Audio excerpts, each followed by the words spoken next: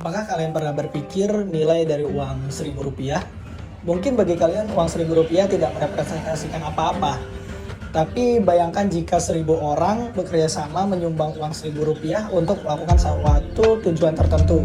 Mungkin bisa untuk kegiatan-kegiatan amal seperti bantuan untuk bencana alam, donasi rumah ijat, memperbaiki prop, dan bentuk-bentuk donasi lainnya. Nah, semua hal tersebut itu disebut crowdfunding. Apa sih crowdfunding itu? Bagaimana jenisnya? Dan tahukah kalian bahwa crowdfunding telah banyak membantu kita dalam menyelesaikan banyak hal sampai menyelamatkan diri dari kepunahan? Kalian kepo? Kalian nanya? Oke, berikutnya akan dijelaskan secara lebih rinci oleh kami.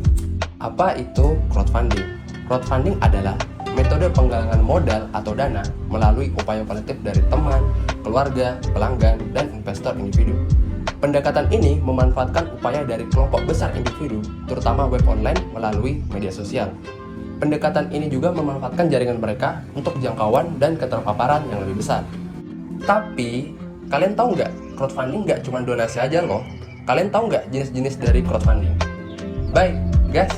Oke, makasih ya. Aku bakal jelasin ke kalian tentang crowdfunding. Jadi crowdfunding itu bukan cuma donasi loh. Ternyata crowdfunding itu bisa dibedakan berdasarkan bagaimana cara seseorang untuk memberikan dana dan bagaimana cara seseorang untuk mendapatkan timbal balik dari dana yang mereka berikan. Setidaknya terdapat 4 jenis dari crowdfunding. Yang pertama yaitu adalah donation-based crowdfunding. Donation-based crowdfunding atau donasi merupakan crowdfunding yang dilakukan dengan tujuan yang sukarela, di mana seseorang biasanya memberikan sesuatu itu karena empati mereka sendiri. Nah, ketika mereka membantu, itu mereka tidak meminta dana atau mereka meminta timbal balik seperti barang atau jasa. Ini berarti ketika mereka membantu seperti misalnya donasi untuk bencana alam, donasi untuk fenomena yang tragedi seperti itu, mereka tidak memerlukan atau tidak meminta timbal balik dari hal tersebut. Yang kedua, yaitu reward-based crowdfunding. Berbeda dengan crowdfunding donasi, crowdfunding jenis ini didasarkan pada bagaimana timbal balik yang didapatkan oleh pemberi dana.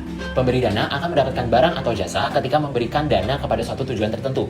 Hal ini biasanya disukai oleh orang-orang yang ingin mendapatkan barang-barang pertama kali di pasaran. Ini mungkin disebabkan oleh mereka yang menyukai hal-hal sentimental atau bahkan ingin mendapatkan untuk pamer dengan orang-orang yang ada di sekitar mereka. Contohnya seperti jam tangan seperti Pebble atau banyak sekali proyek-proyek yang berada di Kickstarter atau Indiegogo menggunakan hal ini sebagai bagian dari crowdfunding mereka. Yang ketiga yaitu equity-based crowdfunding. Crowdfunding ini juga memberikan timbal balik kepada pemberi dana. Hanya saja bedanya ketika reward-based crowdfunding memberikan barang atau jasa, equity-based crowdfunding memberikan persenan kepemilikan suatu perusahaan kepada seseorang yang memberikan dana. Ini menyebabkan seseorang yang mendapatkan atau yang melakukan equity-based crowdfunding akan memiliki kemampuan untuk menyetir atau untuk mendapatkan tujuan dari suatu perusahaan yang mereka dukung. Nah, kalau misalnya kalian pernah nonton seperti Shark Tank, ini bentuknya seperti itu. Hanya saja bedanya ini lebih ke arah crowdfunding, di mana semua orang bisa memberikan dana dan mendapatkan persenan dari kepemilikan suatu perusahaan. Yang terakhir atau yang keempat adalah lending-based crowdfunding. Crowdfunding jenis ini juga memberikan timbal balik kepada para pemberi dana. Hanya saja pemberi dana lebih bisa kita sebut sebagai peminjam dana. Kenapa? Karena pada crowdfunding jenis ini, pemberi dana itu meminjamkan sejumlah uang kepada suatu perusahaan untuk memenuhi suatu tujuan tertentu. Ketika suatu tujuan ini telah terpenuhi, para pemberi dana akan mendapatkan kembali dana yang telah mereka dapatkan dengan bunga-bunga yang telah disetujui pada saat peminjaman dilakukan. Nah, setelah aku jelasin jenis-jenis dari crowdfunding, ternyata crowdfunding ini nggak lepas dari pro dan kontra loh. Apa aja sih? Temanku bakal ngejelasin, oke? Gil, jelasin. Nah, untuk dapat menjalankan crowdfunding, terdapat 4 elemen yang harus terpenuhi, yaitu yang pertama, peran internet dan media sosial. Crowdfunding diaktifkan oleh teknologi Web 2.0 serta peran media sosial untuk menyebarkan kesadaran dalam kampanye crowdfunding. Nah, yang kedua adalah komunikasi visual. Hal ini tentunya dapat membantu menjembatani kesenjangan pemahaman antara pendiri dan penyandang dana. Lalu yang ketiga adalah motivasi.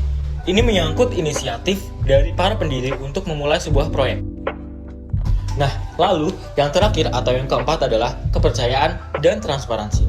Kepercayaan merupakan bagian dari struktur inti crowdfunding. Nah, kesimpulannya, crowdfunding dapat dikatakan sebagai suatu fenomena baru yang menjanjikan.